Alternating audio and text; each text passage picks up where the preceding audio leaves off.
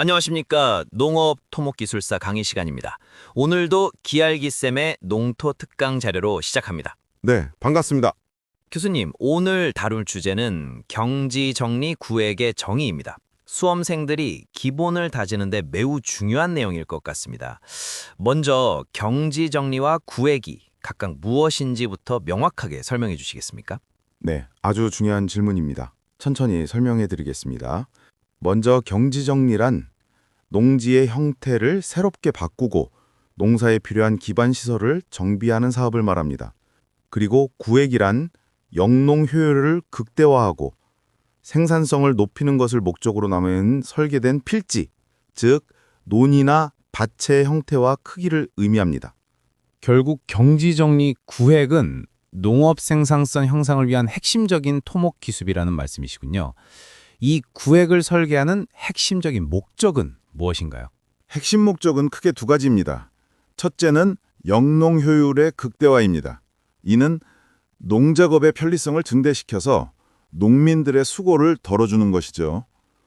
둘째는 생산성 향상입니다.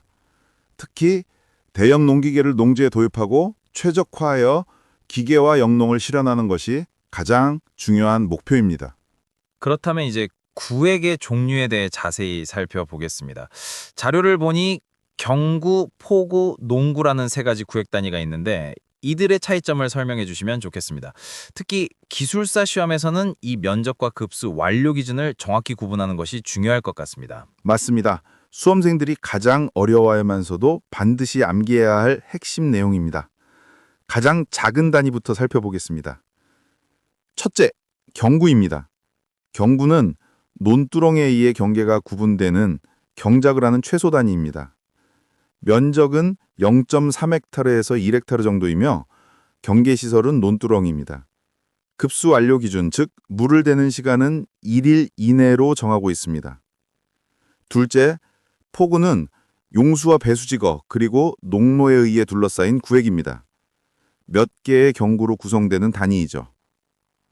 포구의 면적은 3헥타르에서 9헥타르이며 경계시설은 농로와 간지선 용배수로입니다. 급수 완료 기준은 5일 이내입니다. 마지막으로 가장 큰 단위인 농구는 각 지구 내의 관계 구역으로 여러 개의 포구로 구성됩니다. 면적은 300헥타르에서 500헥타르로 상당히 넓으며 주요 농로와 간선 용배수로가 경계시설이 됩니다. 급수 완료 기준은 10일 이내입니다. 이렇게 구획의 크기와 형태는 영농 효율성과 생산성에 직접적인 영향을 미치기 때문에 신중하게 설계해야 합니다. 경구, 포구, 논구의 특징과 수치를 잘 정리해 주셨습니다. 그렇다면 이러한 구획의 크기를 결정할 때 어떤 요인들을 종합적으로 고려해야 하는지도 궁금합니다.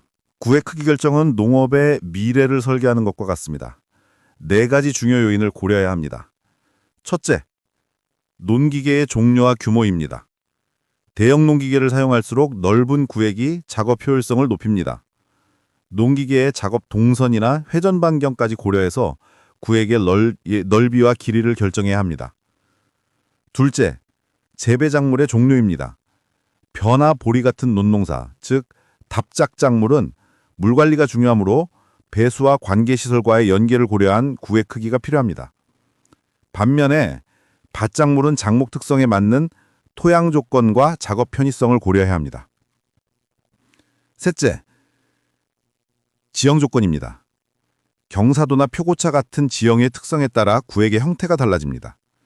평탄한 지형은 대규모 구획에 유리하지만 경사지에서는 침식 방지를 위해 등고선에 맞춘 구획이 효과적입니다. 넷째, 용수 확보 조건입니다. 관계 용수의 안정적인 송공급이 가능한지와 배수시설의 효율성을 종합적으로 고려해야 합니다. 용수 공급이 원활치 않는 지역에서는 물 관리를 효율적으로 하기 위해 소규모 구역으로 나누는 것이 필요할 수도 있습니다.